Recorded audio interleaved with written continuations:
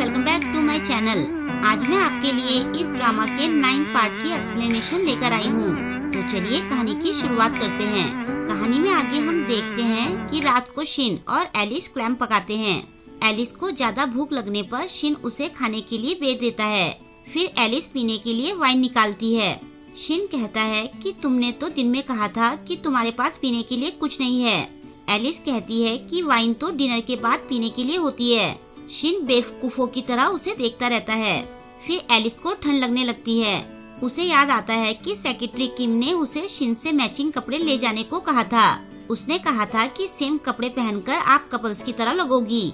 फिर एलिस अपनी dress change करके आती है। उसे ब्रूस ली के ट्रैक सूट में देखकर शिन भी चौंक जाता है।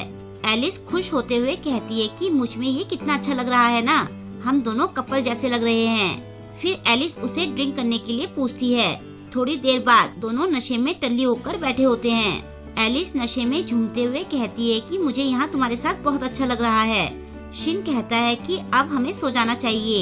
ये सुनकर एलिस हड़बड़ाते हुए कहती है कि इतनी जल्दी सोने की क्या जरूरत है, क्या मैं यहाँ नहीं हूँ? तुम मुझसे बात कर सकते हो और हमने कपल्स के कपड़े भी तो पहने हैं। चलो हम तुम्हारे फेवरेट ब्रूस ली के बारे में बातें करते हैं। और फिर वो फनी कराटे एक्शन करने लगती है। शिन कहता है कि ब्रूस ली ऐसे नहीं करता है और फिर वो उसे ब्रूस ली का एक्शन करके दिखाता है। वो दोनों थोड़ी देर ऐसे ही मस्ती करते रहते हैं, लेकिन फिर एलिस इससे बोर हो जाती है। वो कहती है कि मैं ये सब करने यहाँ नहीं आई हूँ। शिन पूछता है तो फिर तुम यहाँ क्या करने आई हो? एलिस उसके पास आकर धीरे धीरे कहती है कि ये एक सीक्रेट है, ये मेरा सबसे बड़ा सीक्रेट है। मैं तुम्हें ये बताने जा रही हूँ, लेकिन तुम्हें ये प्रॉमिस करना होगा कि तुम ये किसी को नहीं बताओगे। उसे अपने इतने करीब आता देखकर शिन थोड़ा डर जाता है। वो उसे रोकते हुए कहता है कि तुम्हें नशा हो गया है, इसलिए तुम इतनी एक्साइटेड हो रही हो। तुम शांत मन से सब सोचो। एलिस चिढ़ते हुए उसे बेवकूफ कहती है। वो कहती है कि क्या तुम्हें मैं पागल दिखती हूँ? मैंने अकेले में तुम्हारे साथ टाइम बिताने के लिए ये आइलैंड खरीदा। ये सुनकर शिन चौंकते हुए पूछता है कि तुमने इतना सब क्यों किया? एलिस कहती है कि क्या तुम्हें सच में कुछ समझ नहीं आता?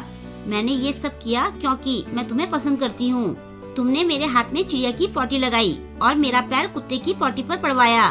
तुम हमेशा ही अजीब से कपड़े पहनते हो। तुम इतने बड़े बेवकूफ हो। मैंने तुम्हें नेकेड मॉडल बनने से क्यों रोका? मैं क्यों तुम्हारे क्लब में मूवी की टिकट लेकर आई थी? क्या तुम्हें ये भी नहीं पता कि मैंने स्पेशली तुम्हारे लिए इतना महंगा पूरा होटल बुक किया था? तुमसे बड़ा इडियट कोई नहीं है। मैं तुम्हें बहुत पसंद करती हूँ, लेकिन ये सब वन साइडेड ही रहा। क्या तुम्हें ये कपड़े बहुत पसंद है? क्या तुम्हें ब्रूस ली इतना पसंद है? तो फिर तुम मुझे पसंद क्यों नहीं करते हो? मेरा क्या होगा? शिन के पास उसकी बातों का कोई जवाब नहीं होता है।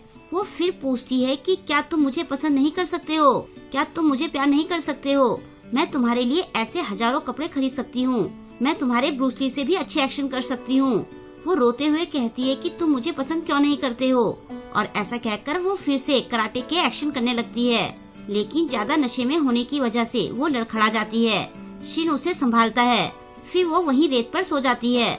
शिन चुपचाप उसे देखता रहता है। दूसरी तरफ सेक्रेटरी किम एलिस को फोन लगाती है। उसका फोन नहीं मिलने पर वो बहुत इरिटेट हो जाती है। वो अपनी टीम को कॉल करके सैटेलाइट से आइलैंड पर देखने के लिए कहती है। तब उसे पता चलता है कि आइलैंड पर तो कोई नहीं है। ये सुनकर वो टेंशन में आ जाती है। वो अपनी टीम को एलिस की लोकेशन ढूंढने के लिए कहती है। नेक्स्ट मॉर्निंग एलिस की नींद खुलती है। हैंगओवर से उसका सिर दर्द हो रहा होता है। उसे याद आता है कि कल रात उसने नशे में क्या क्या बोला था। ये सब याद करके वो बहुत एम्बैरेसिंग फील करती है। तभी साइड से शिन पूछता है कि क्या तुम ठीक हो? वैसे तुम्हें मेरा बनाया पत्तों का ये कंबल कैसा लगा? कल रात को तुम्हें ठंड लग रही थी तो मैंने तुम्हारे लिए ये बनाया। ये सब सुनकर एलिस बहुत खुश होती है। वो सोचती है कि वैसे तो कल ये भी नशे में था, तो शायद इसे कुछ याद नहीं होगा। क्या मैं इससे कल के बारे में पूछ कर देखूं? लेकिन मैं इससे क्या पूछूंगी? थोड़ी देर बाद उन दोनों को एक हेलीकॉप्टर दिखाई देता है। वो दोनों उसे इशारा करके बुलाने लगते हैं। दूसरी तरफ घर में मिसिज हुन सांगहुन से कुछ बात करना चाहती है, लेकिन तभी सांगहुन को किसी की कॉल आती है और वो उससे बात करने दूसरे कमरे में चला जाता है। ये कॉल उसके दोस्त की होती है। सांगहुन कहता है कि तुम ऐसा कैसे कर सकते हो? मैंने तो ड्रेस भी तुम्हारे यहाँ छोड़ी हुई है। वैसे बात क्या है? फिर अपने दोस्त की बात सुनकर वो कहता है कि मैं देखता हूँ कि इस बारे में मैं क्या कर सकता हूँ। फोन रखने के बाद वो बड़बड़ाता है कि अब मैं क्या करूं। पीछे से जूरी पूछती है कि क्या हो गया है। उसे वहाँ देखकर सांगुन चौंक जाता है। वो पूछता है कि तुम यहाँ क्या कर रही हो। जूरी कहती है कि ये मेरा रूम है। सांगुन उससे बात नहीं बताना चाहता है तो जूरी अपनी मॉम को बुलाने की धमकी देती है। मजबूरी में वो जूरी को सारी बात बताता है। वो बताता है कि आज मेरी और तुम्हारी मॉम की वेडिंग एनिवर्सरी है। किसी वजह से हम उस टाइम अपनी वेडिंग का रिसेप्शन नहीं कर पाए थे, तो मैंने अपने फ्रेंड के रेस्टोरेंट में तुम्हारी मॉम को एक वेडिंग की वाइब देने के लिए छोटी सी पार्टी रखी थी। लेकिन अब मेरा फ्रेंड मना कर रहा है। वो कह रहा है कि किसी और ने वो जगह ज्यादा पैसों में बुक कर ली है। मैंने बड़ी मुश्किल से अपनी पॉकेट मनी से पैसे बचाए थे। साथ ही मैंने स्ट्रॉबेरी मार्केट से भी बड़ी मेहनत से पैसे कमाए थे। लेकिन स्ट्रॉबेरी मार्केट का नाम सुनते ही दोनों बाप बेटी को अपना पुराना किस्सा याद आ जाता है और ये याद करके दोनों शर्म से पानी पानी हो जाते हैं। सांगुन कहता है कि उन पैसों से मैंने तुम्हारी मॉम के लिए ड्रेस और एक रिंग खरीदी थी, लेकिन अब मेरा फ्रेंड मुझे जगह देने से मना कर रहा है। क्या पैसे दोस्ती से बढ़कर होते हैं? वो बहुत बुरा है। जूरी कहती है कि आपको एक जगह की जरूरत है ना। सांगुन खुश होते हुए पूछता है कि क्या तुम कुछ कर सकती हो। वो कहती है नहीं, भला इसमें मैं क्या कर सकती हूँ। तभी मिसेस हुन वहाँ आकर पूछती है कि तुम दोनों यहाँ क्या कर रहे हो। सांगुन कहता है कि मैं तो यहाँ अपनी बेटी का हालचाल पूछने आया था, और फिर दोनों वहाँ से बहाना बना के भाग जाते हैं। इसके बाद दोनों शिन के रूम में जाकर प्लानिंग करते हैं। सांगुन कहता है कि सारी प्रॉब्लम पैसे की है। ये सुनकर जूरी को कुछ याद आता है। वो एलिस को कॉल मिलाती है। वो कहती है कि आपने मुझसे कहा था कि टाइम आने पर आप मेरी हेल्प करोगी। एलिस के हाँ बोलने पर दोनों बाप बेटी खुश हो जाते हैं। तभी मिसेस हुन वहाँ भी आकर पूछती है कि अब तुम दोनों यहाँ क्या कर रहे हो। सांगुन ड्रामा करते हुए कहता है कि शिन के ट्रिप जाने के बाद मुझे उसकी याद आ रही थी, तो मैं जूरी के साथ यहाँ आ गया। जब मिसेस हुन जूरी की तरफ देखती है तो वो कहती है कि मैं तो ये देखने आई थी कि कहीं वो मेरा कुछ सामान चुरा कर तो नहीं लाया है। फिर जूरी वहाँ से चली जाती है।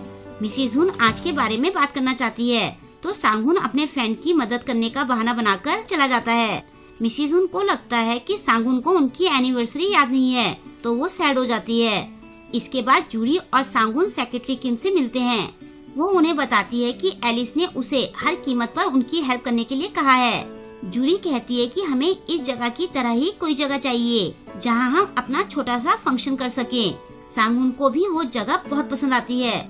जूरी को भी पूरी तरह देखने के बाद वो जगह बहुत पसंद आती है। सेक्रेटरी किम पूछती है कि आप यहाँ पार्टी करना चाहते हो। ये सुनकर वो दोनों बहुत सरप्राइज्ड होते हैं। सेक्रेटरी किम कहती है कि आप यहाँ पर पार्टी कर सकते हो, लेकिन हमारे बॉस शाम को 10 बजे तक मीटिंग से वापस आ जाएंगे, तो क्या आपकी पार्टी 9 बजे से पहले खत्म हो जाएगी। सांगुन खुश होते हुए कहता है कि 9 बजे से पहले हम सब कुछ निपटा देंगे। सेक्रेटरी किम कहती है कि किसी भी हालत में 9 बजे तक पार्टी खत्म हो जानी चाहिए। दोनों बाप बेटी खुश होकर हाँ कहते हैं। दोनों शाम का सीन इमेजिन करते हैं। फिर वो सब बैठकर पार्टी की प्लानिंग करते हैं। सांगुन को याद आता है कि मिसेस हुन की ड्रेस तो उसके फ्रेंड के होटल में है। सेक्रेटरी किम उसे ड्रेस वहीं मंगवाने के लिए कहती है। फिर जूरी कहती है कि आपके पास तो सूट भी नहीं है। सेक्रेटरी किम कहती है कि मैं सूट का इंतजाम कर दूंगी। जूरी फिर बुके के बारे में पूछती है। सेक्रेटरी किम कहती है कि यहाँ गार्डन में बहुत सारे फूल हैं, तो मैं उससे बुके बना दूंगी। मैंने एक अच्छी वाइफ बनने की सारी तैयारियां कर रखी है। सांगुन उसे दिल से थैंक्स कहता है। वो कहती है कि बॉस के लौटने से पहले आपको सब निपटा लेना चाहिए। वैसे हमें छोटे मोटे काम करने के लिए और लोग चाहिए होंगे। जूरी कहती है कि वो सब काम मेरी फ्रेंड कर लेंगी। अब केवल वेडिंग सॉन्ग बचा है। सांगुन गाना गाता है तो जूरी और सेक्रेटरी की मुंह बनाने लगती है। जूरी को जी सॉन्ग की याद आती है। वो अपने फादर से कहती है कि वेडिंग सॉन्ग का मैं संभाल लूंगी। शाम होने के बाद मिसेस हुन सांगुन को कॉल करती है। सांगुन सजावट में लगा होता है। वो कॉल उठाने वाला होता है, लेकिन जूरी उसे कॉल उठाने नहीं देती। वो कहता है कि मैंने कभी तुम्हारी मॉम की कॉल इग्नोर नहीं की है, मुझे थोड़ा डर लग रहा है। जूरी कहती है कि सब ठीक होगा। फिर सांगुन कॉल नहीं उठाता है। मिसेस हुन सैड हो जाती है। जूरी की फ्रेंड सजावट में हेल्प कर रही होती है। सब कुछ ठीक चल रहा होता है। तभी सेक्रेटरी किम को कॉल आती है कि किसी वजह से बॉस की मीटिंग कैंसिल हो गई है और अब वो 8 बजे तक वापस आ जाएंगे। कॉल रखने के बाद वो कहती है कि प्लान चेंज हो गया है। ये सुनकर दोनों बाप बेटी की हवा टाइट हो जाती है और यहीं पर ये एपिसोड एंड हो जाता है। आई होप कि आपको आज का ये एपिसोड पसंद आया होगा। आपको आज का ये एपिसोड कैसा लगा मुझे कमेंट करके जरूर बताएं और वीडियो को लाइक और शेयर करना ना भूलें। अगर अभी तक आपने मेरे चैनल को सब्सक्राइब नहीं किया है तो प्लीज मेरे चैनल को सब्सक्राइब कर लें और लेटेस्ट वीडियोस की नोटिफिकेशन पाने के लिए बेल आइकन को प्रेस करना ना भूलें। मिलते हैं जल्द ही इसके नेक्स्ट वीडियो के साथ। Thank you.